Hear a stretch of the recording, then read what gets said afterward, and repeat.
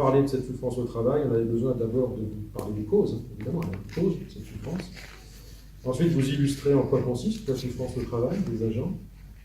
Et puis, face à ça, comment réagit la direction. Ça me semble important de mettre ça en contrepoint. Et la direction ne nous rassure pas quand on voit la façon dont elle réagit, ou plutôt n'agit pas face à la situation.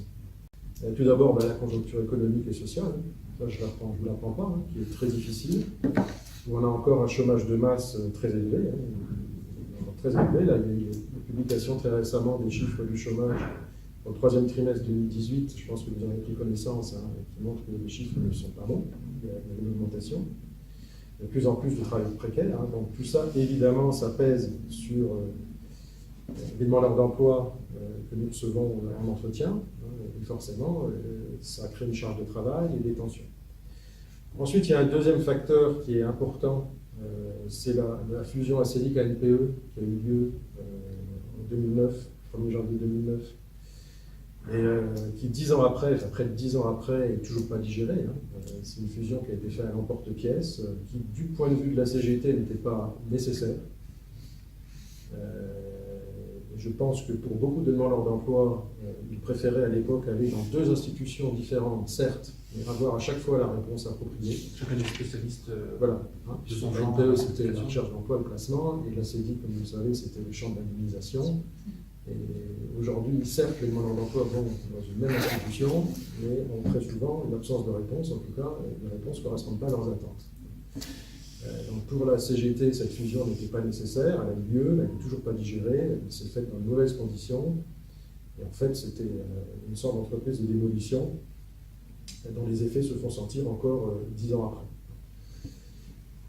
Ensuite, le troisième point qui fixe le contexte, c'est un train de réforme législative depuis 5 ans qu'on n'a jamais vu dans le pays, et qui impacte les salariés, les chômeurs et puis les agents de Pôle emploi. Je ne vais pas vous refaire l'histoire, mais en 2013, il y a eu la loi de sécurisation de l'emploi, enfin dite de sécurisation de l'emploi.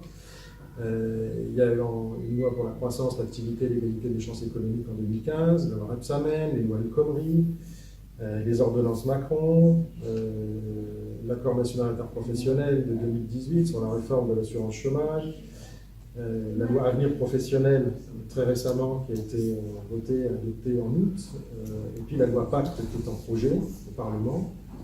Donc ça fait quand même tout un train de réformes depuis 5 ans qui impacte considérablement les salariés, les chômeurs et donc les agents Pôle emploi, puisqu'il ressort de ce train de réforme des mesures qui fragilisent l'emploi, en tout cas l'analyse de la CGT, puisque les licenciements sont facilités. Donc si on facilite les licenciements, nécessairement ça a un impact sur la population qui vient visiter Pôle emploi. Il y a des accords de maintien dans l'emploi qui ont été mis en place, mais sans aucune garantie. Donc, ils peuvent de toute façon aboutir à des licenciements.